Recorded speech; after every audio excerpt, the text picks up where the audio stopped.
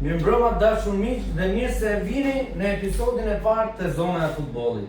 Sot do të flasim për magjinë e futbollit, emocionet e Kupës Botës dhe gjithçka që e bën të sport më të bukur në botë. Le të startojmë së bashku dhe të flasim për futbollin, për një udhtim fantastik.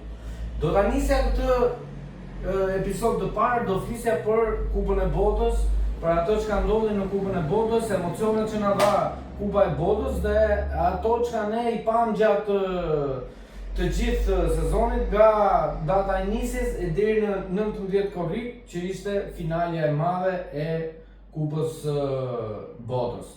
Ne doja ta nisja praktikisht me shumë, le të them një pak a shumë, le të them ato që ka dha pjesa e Argentinës, ku unë si tifoz e përjetova realisht keq. Ndeshja e fundit ka qenë më shumë se skandaloze. Le të them Argentina nuk dha asgjë nga ajo ndeshje, por duke parë dhe parasysh, duke marrë shkas nga kritikat që erdhën gjatë të gjithë ndeshjes, pas fillimit të ndeshjes, asa që ka dha gjatë gjithë ndeshjes, Argentina nuk dha praktikisht asgjë dhe në 90 minuta mos godasësh asnjëherë portën, është pak si e tepërt në konceptimin tim.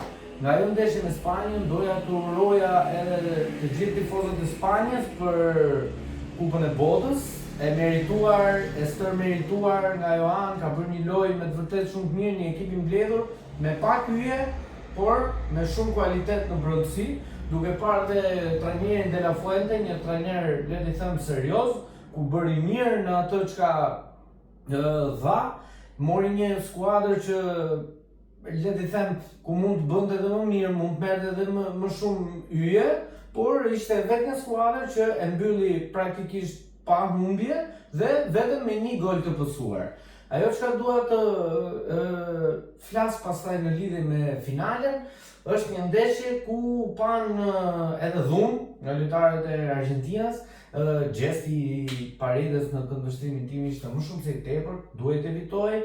Patjetër që është nervi i lojës, por nervi i lojës nuk tregohet në atë kompeticion, duhet jesh pak më i zhdërvjellët dhe duhet marrësh vesh paktën se ku luan.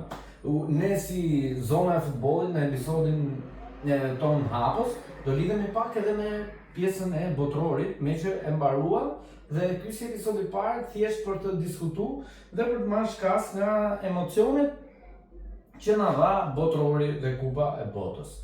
Unë doja të rendisja pak a shumë edhe doja të shkoja edhe me ndeshje tjetër për vendin e 3 dhe të 4, Franca me Anglinë. U bën një ndeshje golead, po le të themi një ndeshje jo shumë serioze nga ana e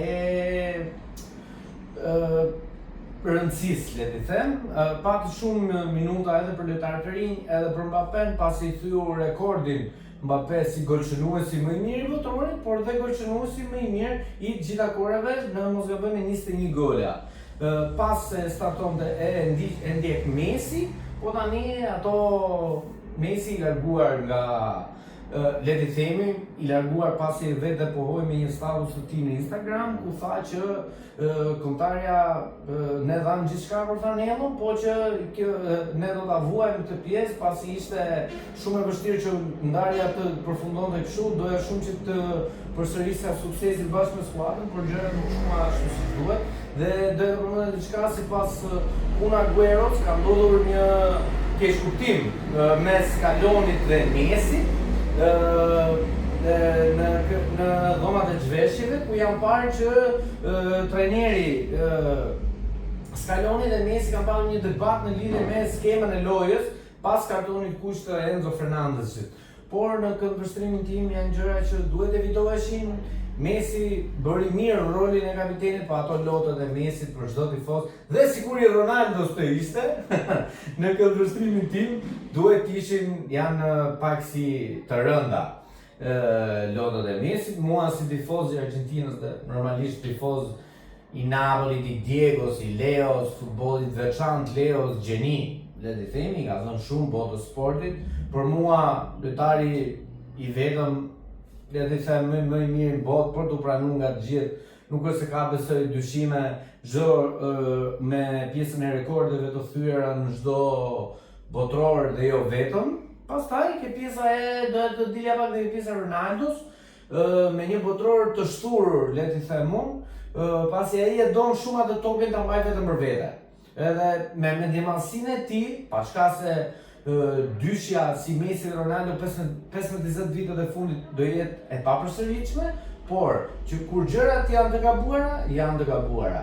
Ronaldo mund bënte edhe më mirë me kombëtarin e tij, por që nuk diti dhe shumë të ndjeki mirë udhëzimet e trajnerit në rastin konkret.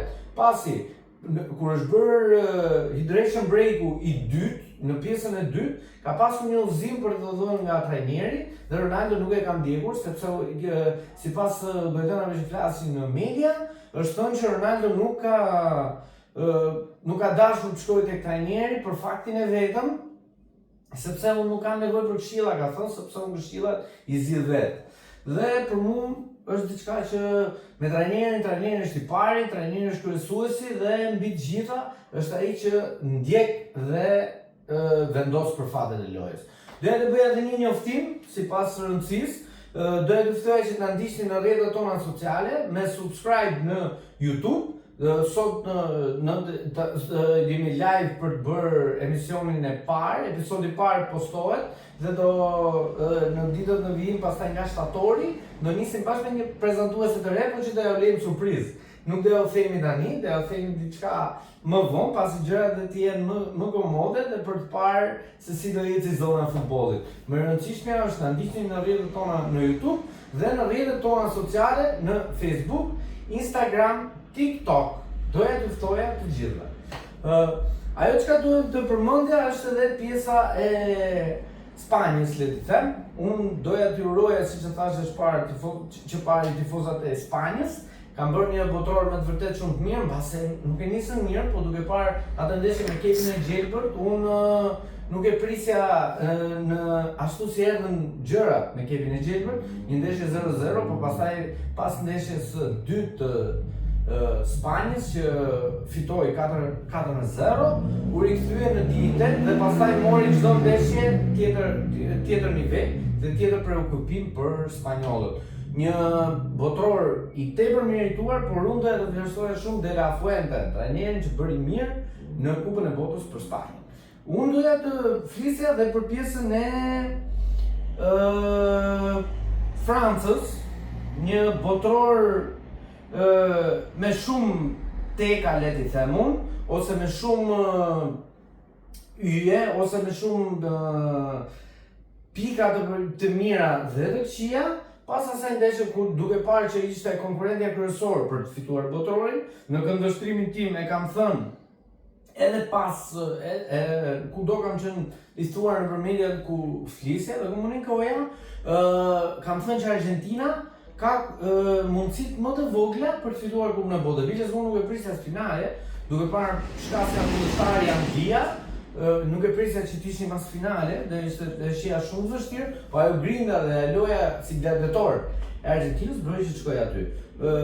Duke dalë sërish ke Franca bëri mirë në botror, po vetëm një lider si Mbappéja nuk mund të krijosh shumë dhe nuk mund të kesh volumin 100% për të marrur Kupën e Botës. Aty ishin të shumë të tjerë si Olise, Dembele e shumë të tjerë, Barcola, Rabiot, që vlen për të vlerësuar për sezonet e tyre. Por ja që Spanja tregoi kualitet. Dhe kualiteti ishte jo i thënë në shumë yje, por në atë nivel që ato të jepin me futbollin. Doja të përmendja dhe pjesën e grupeve, ti hedhim një sy thjesht për të rishikuar që krerët e grupeve në botror. Në grupin A, krejë grupi doli Meksika, në grupin B, Zvicra, në grupin C, Brazili, në grupin D, Amerika, në grupin E, Gjermania, në grupin F, Hollanda, në grupin G, Belgjika, në grupin H, Spanja, në grupin I, Franca, në grupin J, Argentina, në grupin K, Kolumbia, në grupin L, Anglia. Doja të kapesha pak dhe të flisja për kombëtarin e Hollandës. Doja që të thoja dhe disa fjalë, po me një nënvlerësim për trajnerin aty.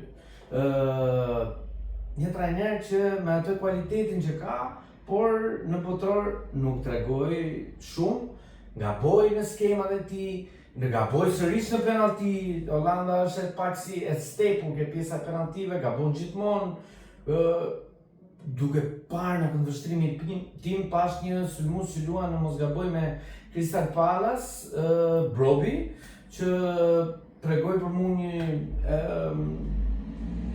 botror mirë, mund të luajë edhe menaxheri tu për të pasur një mercato në vijim pastaj për të paraqitur me një ekip edhe më të mirë, nga pëlqyer një si Reinders ka bërë me vërtet duke marrë Hollandën, le të them për dore, por duke mos patur lojtarë që ta angazhonin mirë në lojë, por Holanda vazhdon të mos ketë botror në kualitetin e saj, histori shumë e madhe, po që jo frikë e madhe në momentet më decisive dhe më kruciale për Hollandën.